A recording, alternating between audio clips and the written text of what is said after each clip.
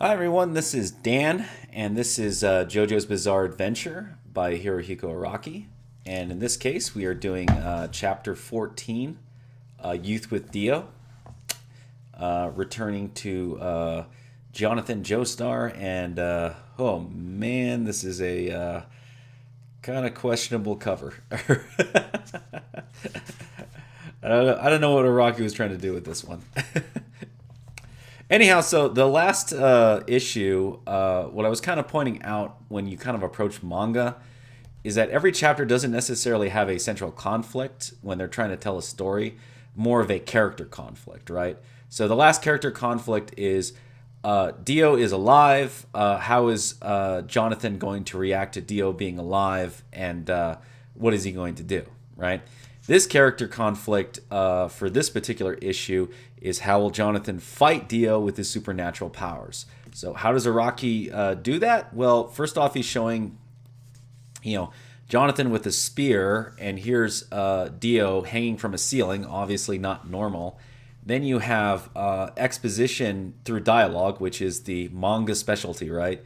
And this is Ario Speedwagon. He's explaining, I've never seen a monster like this ever before. He's been shot in the head, all this other stuff, and he still lives. More of Araki kind of showing through art Dio's supernatural power. And building up drama and suspense by showing Ario Speedwagon messed up, screaming at Johnathan to run away. Some internal monologuing by Johnathan as far as like explaining, okay, how did he gain this powers? Well, here's my theory. It's probably the brain because the mask attaches to the brain. And then,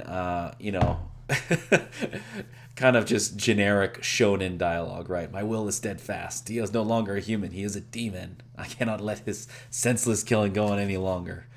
Like, okay, Kenshiro. This is really cool. So this is one of the cops that Dio, basically sucked the life out of.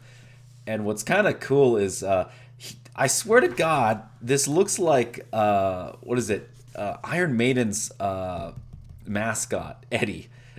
And I've noticed this in other issues as well of JoJo's Bizarre Adventure.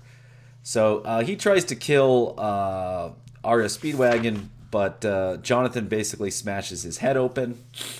And then we get into a lot of kung fu action. And Dio basically kind of puts Johnathan in his place, that his powers are superior to Johnathan. And by the way, this drives me crazy. So Johnathan tries to spear him. He grabs the spear with his hand. It goes right through. And then Dio, with his raw strength, basically twists the spear so hard that it snaps. And then the end flies out of Dio's hand and into John.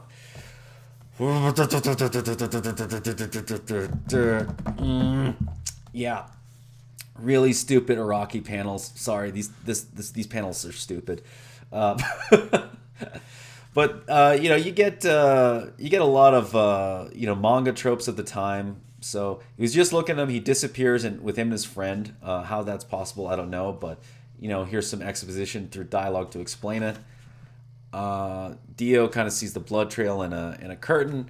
He's gonna go finish him off, and then he gets thrown or caught on fire behind the curtains by Johnathan. And then basically the character conflict of this chapter gets answered by Johnathan in the end. This is no trick; it's courage, and that's how Johnathan will fight Dio with his supernatural powers. With courage, right? And craftiness. And that kind of ends the chapter, and you get into the next one right here. So one thing I kind of want to talk about with this chapter, just ending it right here, since this is a pretty short video. Most of these manga chapter videos are going to be nice because they're fairly short. And that is, the character conflict is pretty straightforward. When you look at it, the central conflict, though, when you look at it from a Western perspective, not so much, because we're still basically in the same fight. The fight hasn't been resolved. Dio's not dead. Johnathan's not dead. we still don't have a resolution in the more traditional sense, right? But what's really interesting about this, and this basically qualifies as decompressed storytelling, right? Because we do not resolve the conflict at hand here, which is Dio and Jotaro fighting each other, right? We're really all we're resolving is a character conflict question, which is how will Johnathan fight, Dio? But because of the way the exposition and the dialogue is written, and heavy action, and also good artwork poses, right? There's obviously that panel in the middle is really stupid. Then you get this little side event happening where this Eddie Iron Maiden Eddie character tries to kill Ario Speedwagon, and you get to see Jonathan's resolve by him smashing its head off, right? A lot of action occurs even though nothing gets resolved, and this is very much the manga way, right? And I'll try to avoid pointing this out every time I read a JoJo chapter, just because it's going to get old after a while. But this is kind of the way you make decompressed storytelling fill a chapter, despite there not being a resolution to a conflict. And it works for the most part. You burn through these 20 pages like nobody's business. To be fair, there's not a whole lot of dialogue, so it's pretty easy to do that. But it makes you wanting more. And if you think of the Japanese format with the Shonen Jump having multiple stories in it, you still get your money's worth as far as stories are concerned if you were like a Japanese kid and you picked up a Shonen Jump. But it's a pretty effective strategy to get you to buy the next one, right? Because they're not making an individual sale. Like, this isn't for sale by itself. Like, I imagine if Japan used the same model as America, JoJo's Bizarre Adventure probably wouldn't do as well. Mainly because people would get frustrated with spending money every single time to just get one part of a fight. They would get to a point where they're like, can I just have the whole thing?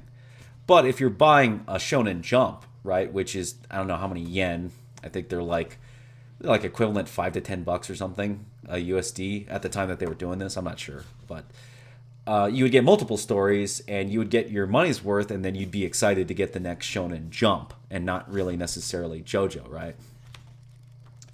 So pretty interesting. That's my video right here. Going to keep it a little short with these JoJo videos, just because there's obviously hundreds of chapters, so I could be here for like years doing JoJo.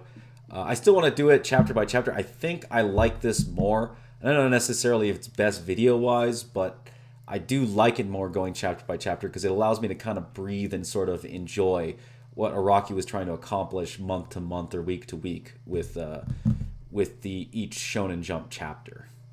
Anyhow, if you like the video, hit the thumbs up, subscribe if you haven't subscribed, hit the bell for notifications.